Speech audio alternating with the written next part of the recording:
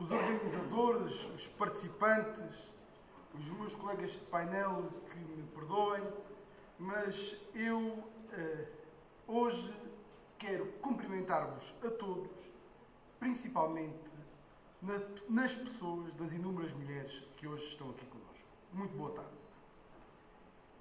Na verdade, a nós que estamos na vida pública, no ativismo sindical, no meio político, muitas interrogações nos surgem e muitas dúvidas nos assaltam se de facto nós estamos a caminhar no sentido certo para minorar as diferenças que existem entre os vários setores da sociedade e também para minorar as diferenças que existem entre homens e mulheres. A ação política é, sem dúvida, um palco fundamental para que nós possamos alcançar esse desidrato e de eliminar barreiras e diferenças que existem entre homens e mulheres.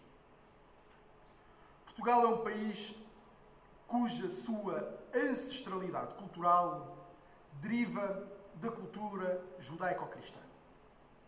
E a cultura judaico-cristã remete a mulher para um papel e o homem para outro papel. Na verdade, aquilo que existe em Portugal, como existe noutros países onde esta base cultural é muito forte, muito arraigada, é que se constitui uma sociedade matriarcal, onde a mulher tem uma importância decisiva no seio familiar, comanda as hostes da casa, dirige a família e impõe a regra da tutela familiar e da sua própria casa à demais família. Ao invés, ao homem, é deixado o papel de buscar o sustento lá fora. E isto também é o que acontece muitas vezes no mundo animal. Os pais pássaros saem do ninho para buscar a comida, as mães pássaros ficam no ninho para tratar dos pintos e assim se vai revelando a sociedade que na cultura judaico-cristã não está muito longe daquilo que é a sociedade animal.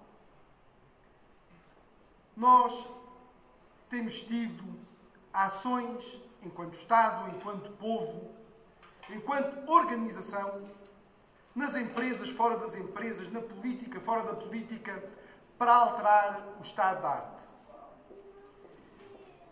Só que todas as ações que nós temos, que a sociedade tem, demoram anos, demoram décadas, demoram séculos, para que possam, efetivamente, ter resultados práticos e objetivos tendentes à solução dos problemas. Vejamos. Aquela sociedade que falava há bocado, baseada na sociedade judaico-cristã, muitas vezes é afetada por estádios de emergência. Por exemplo, em clima de guerra, quando os países mobilizam milhares de homens em armas para enviar e transpor tropas para o estrangeiro, quem é que assegura os tecidos produtivos? Quem é que assegura o labor nas fábricas? Quem é que assegura a direção dos departamentos? Quem é que assegura o ensino, os hospitais? Invariavelmente foram as mulheres. Ou seja, nos estádios de emergência, quem teve capacidade para manter os países em funcionamento foram as mulheres. E, portanto, se qualquer dúvida houvesse da sua capacidade, tanto relativamente à organização como relativamente à produção, dissipa-se perante a evidência do estádio de emergência que é a guerra, quando as mulheres assumem um papel de indiscutível importância. Mas nós falamos de estádios de emergência. O nosso problema é um problema estrutural e não meramente conjuntural. É verdade que o Estado tem de ter opções e tem de ter ações que diminuam as diferenças entre homens e mulheres. Políticas ativas e não meramente expectantes relativamente à sociedade que corre o seu rumo e é única e exclusivamente à espera da reivindicação das próprias mulheres. Nós temos de ser ambiciosos na proclamação da igualdade do género e da igualdade das oportunidades. No Partido Socialista, não raras vezes tem havido essa ambição. O Partido Socialista implementou nos seus próprios estatutos uma cota mínima de acesso a lugares da política, uma cota mínima de 33%, que não é uma cota que se refere às mulheres. Refere-se a qualquer um dos géneros. É verdade que isto não tem permitido uma paridade efetiva, mas é uma regra que tem feito o seu caminho e tem chamado muitas mulheres à política. E foi também com a implementação dessa cota mínima que nós atingimos, nas últimas eleições europeias, na lista do Partido Socialista, uma paridade efetiva entre homens e mulheres, quer em lugares efetivos, quer em lugares suplentes. É um caminho longo, árduo, mas que é preciso trilhar e é preciso fazer.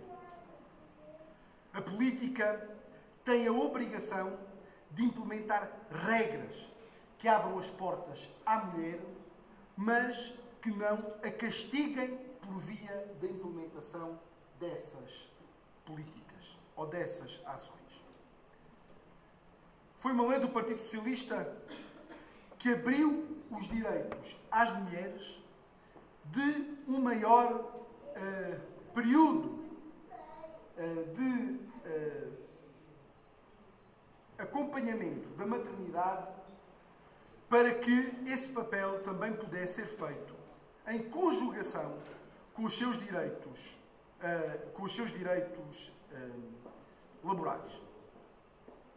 Contudo, o risco que esta medida poderia introduzir era um risco sério. E foi o risco que foi aqui aludido no princípio do debate, que era o risco da contratação ab início. Por quanto maiores são os direitos das mulheres na sua particularidade da maternidade, maiores são as reservas de alguns empregadores na contratação de mulheres. E por isso é que essa lei, que abria esses direitos às mulheres, também pela primeira vez em Portugal, abriu o direito aos pais de acompanharem,